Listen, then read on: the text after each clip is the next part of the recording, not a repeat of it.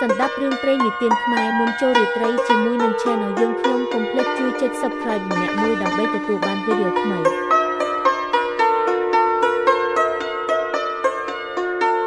កម្រងរឿងនិទានខ្មែររឿង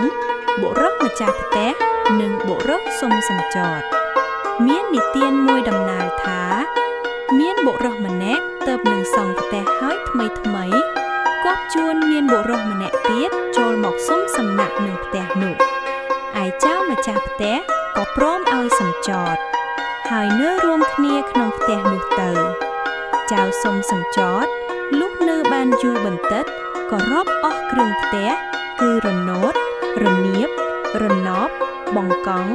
ដៃរណាងផ្ទាំងភ្លៀនមានដំណឥតដំណនៅស្លឹកបក់ខូចសពគ្រប់កត់សម្គាល់ຕົកជាចំណាមលុះនៅជាអំឡុងបានមួយខែទៅចៅម្ចាស់ផ្ទះក៏និយាយថាចៅមកនៅសំចតនឹងអញនេះយូរអង្វែងហើយចូលចៅទៅស្រុកចៅវិញចុះអញនិងម្ដាយឪពុកយកបងប្អូនអញមកនៅឯចៅសុំសំចតឆ្លើយថាផ្ទះនេះជាផ្ទះរបស់អញម្ដេចក៏ចៅថាជាផ្ទះរបស់ចៅវិញចៅទាំងពីរនាក់ឆ្លូតតតាយដណ្ដើមផ្ទះគ្នាក៏នាំគ្នាឡើងទៅប្តឹងចៅក្រមឲ្យជំនុំជម្រះចៅម្ចាស់ផ្ទះប្តឹងថាផ្ទះនោះជាផ្ទះរបស់ខ្ញុំប្របាទទៅសង់ថ្មីចៅនេះចូលមកសុំសំចតអស់អំឡុងមួយខែពុំព្រមចេញសូម្បីខ្ញុំប្របាទប្រាប់ឲ្យចេញក៏នៅតែពុំព្រមចេញថែមទាំងចៅនេះប្រកាន់យកផ្ទះរបស់ខ្ញុំប្របាទថាជាផ្ទះរបស់ខ្លួនផងទៀតចៅសុំសំចតប្តឹងថាផ្ទះនោះខ្ញុំប្របាទទើបសង់ថ្មីចៅនេះមកសុំសំចតអស់អំឡុងមួយខែហើយដណ្ដើមយកផ្ទះនោះអំពីខ្ញុំប្របាទសូមទានមេត្តាប្រោសបើចៅនេះប្រកាន់ថាជាផ្ទះរបស់ខ្លួនតើចៅដឹងទេអស់ទាំងគ្រឿងផ្ទះនោះគឺរនោតរនៀបបង្កង់ខូចស្លឹកបក់ផ្ទះមានប៉ុន្មានចៅម្ចាស់ផ្ទះឆ្លើយតបទៅចៅក្រមថាខ្ញុំប្របាទអម្ចាស់ពុំបានរាប់ទេតផ្ទះនេះពិតជាផ្ទះរបស់ខ្ញុំប្របាទប្រកាសមែនចៅក្រមក៏ដណ្ដឹងសួរទៅចៅសុំសំចតថាបើចៅប្រកាន់ថាជាផ្ទះរបស់ចៅតើចៅដឹងទេគ្រឿងផ្ទះនោះមានប៉ុន្មានចៅសុំសំចតហេតុតែបានកត់សម្គាល់ចំណាំទុកពីមុនមកស្រាច់ក៏ឆ្លើយត្រូវទាំងអស់ចៅក្រមយល់ថាប្រហែលជាចៅនេះជាម្ចាស់ផ្ទះមែនបានជាចាំបានសពគ្រប់ទាំងគ្រឿងផ្ទះទើបកាត់សេចក្តីឲ្យបានទៅចៅសុំសំចតនោះឯចៅម្ចាស់ផ្ទះពុំសុខចិត្តឡើយទើបនាំរឿងនោះទៅក្រាបបង្គំទូលព្រះមហាក្សត្រ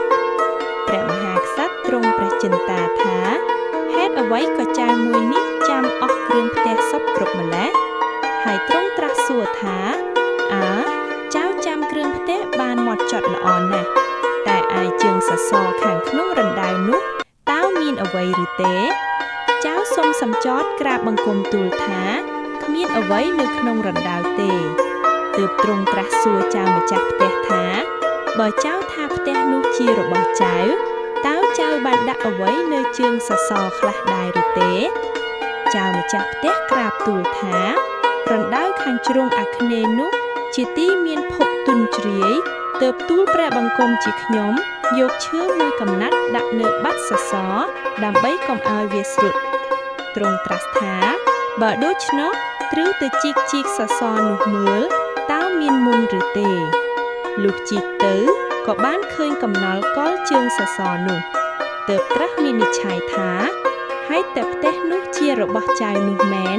បានជាចាំបានដល់ក្នុងដីឯចៅមួយនោះមិនមែនជាម្ចាស់ទេបានជាចាំតែគ្រឿងខាងលើពុំដឹងដល់ខាងក្នុងដីហេតុនេះត្រូវបានផ្ទះទៅចៅដែលដឹងដល់គ្រឿងផ្ទះនៅក្នុងដីឯចៅមួយនោះជាអ្នកឆបូកេត្រូវមានទោសនិងត្រូវពិន័យតាមច្បាប់ចៅទាំងពីរនាក់សុខចិត្តហើយក្រាបថ្វាយបង្គំលាទៅកាន់លំនៅរបស់ខ្លួនទីតៃហោង